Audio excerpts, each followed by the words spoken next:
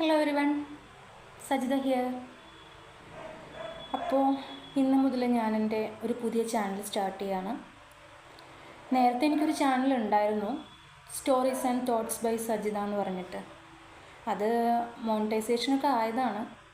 അതിനുശേഷം എൻ്റെ ചില മിസ്റ്റേക്സ് കൊണ്ട് ആ ചാനൽ കോപ്പിറൈറ്റ് സ്ട്രൈക്ക് വന്ന് ടെർമിനേറ്റ് ആയിപ്പോയി.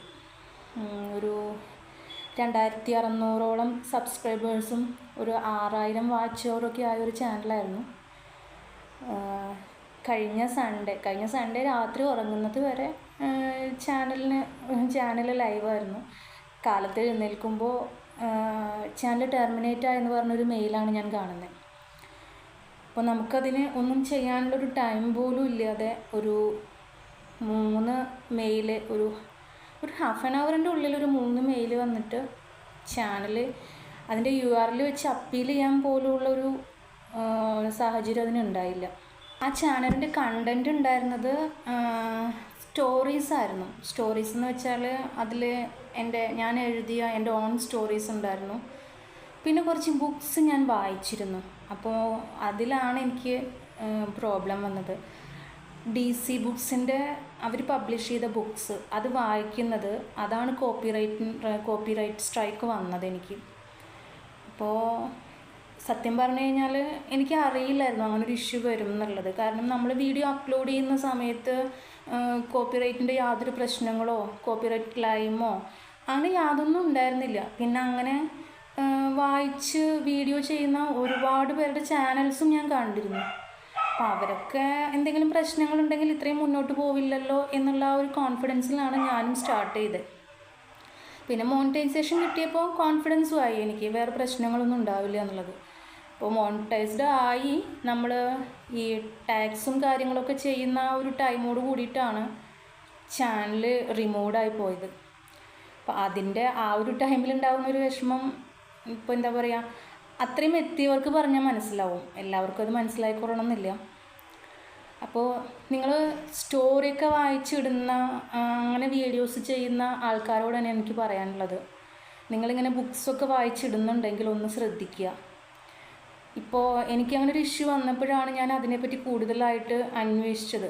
ശരിക്കും എനിക്ക് വേറെ ആരും കുറ്റം പറയാനൊന്നും പറ്റില്ല, എൻ്റെ മിസ്റ്റേക്ക് തന്നെയാണത്.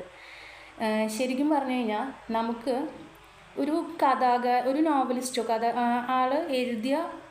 ബുക്ക് എഴുതിയ ആൾ മരിച്ച് 60 വർഷത്തിന് ശേഷമുള്ളൊരു ആളുടെ ഒരു നോവലോ കഥയോ എന്ത് തന്നെ ആയാലും അതാണ് പബ്ലിക് ഡൊമൈൻ ആയിട്ടുള്ളത്. അപ്പോൾ പബ്ലിക് ഡൊമൈനിലേക്ക് വന്നിട്ടുള്ള സ്റ്റോറീസ് മാത്രമാണ് നമ്മൾ ഓഡിയോ ആയിട്ട് നമ്മൾ ചെയ്തിടാൻ പാടുള്ളൂ എന്നാണ് പറയുന്നത്. അതല്ലാത്ത ബുക്സിൻ്റെ റിവ്യൂ നമുക്ക് ചെയ്യാം ആ ബുക്കിനെ പറ്റി.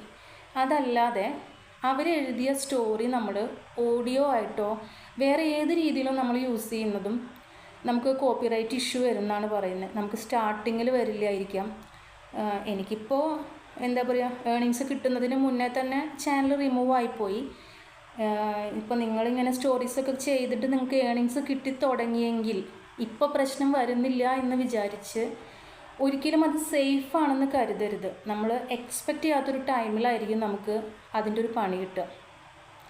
സോ നമ്മൾ ഏതൊരു ബുക്കും അത് അതേപോലെ വായിച്ച് ഓഡിയോ ആക്കിയിട്ട് ഇടുന്നുണ്ടെങ്കിൽ നിങ്ങൾ വളരെയധികം ശ്രദ്ധിക്കുക. ഇതിപ്പോൾ ഞാൻ സെർച്ച് ചെയ്ത് ഞാനായിട്ട് അറിഞ്ഞ കാര്യങ്ങളാണ് കേട്ടോ. ഇതിലിപ്പോൾ വേറെ ഏതെങ്കിലും രീതിയിലുള്ള നിയമവശങ്ങളുണ്ടോയെന്ന് എനിക്കറിയില്ല. ഇത് കാണുന്നവരാരെങ്കിലും ഉണ്ടെങ്കിൽ നിങ്ങൾക്കറിയാവുന്ന കാര്യങ്ങളൊന്ന് കമൻറ്റ് ബോക്സിൽ ഇട്ടേക്കണേ. എന്താ പറയുക, ഇതിനെ പറ്റിയിട്ട് നമ്മൾ ഈ നോവൽസും സ്റ്റോറീസൊക്കെ ഇങ്ങനെ വീഡിയോസ് ചെയ്യുന്നതിനെ പറ്റിയിട്ടുള്ള എന്തെങ്കിലും കാര്യങ്ങൾ നിങ്ങൾക്ക് അറിയാമെങ്കിൽ ചെയ്തേക്കണേ. പിന്നെ ഇതിനെപ്പറ്റി കൂടുതലൊന്നും അറിയാതെ വീഡിയോസ് ചെയ്യുന്ന ആരെങ്കിലും ഉണ്ടെങ്കിൽ വളരെയധികം ശ്രദ്ധിക്കണം. അപ്പം ഞാനിനി എന്തായാലും എൻ്റെ ഓൺ സ്റ്റോറീസും റിവ്യൂസൊക്കെ ആയിട്ടാണ് ഈ ചാനൽ മുന്നോട്ട് കൊണ്ടുപോകാനായിട്ട് ആഗ്രഹിക്കുന്നത്. പിന്നെ എന്താ പറയുക, പിന്നൊന്നും പറയാനില്ല. അപ്പോൾ നിങ്ങൾ വീഡിയോസൊക്കെ കണ്ട് സപ്പോർട്ട് ചെയ്യുക. നിങ്ങളുടെ കമൻസ് എന്തു തന്നെ ആയാലും, നല്ലതായാലും മോശമായാലും എന്താണെങ്കിലും കമൻറ്റ് ബോക്സിൽ അറിയിക്കുക. അപ്പോൾ നാളെ നമുക്ക് പുതിയൊരു വീഡിയോ ആയിട്ട് കാണാം. ഓക്കെ.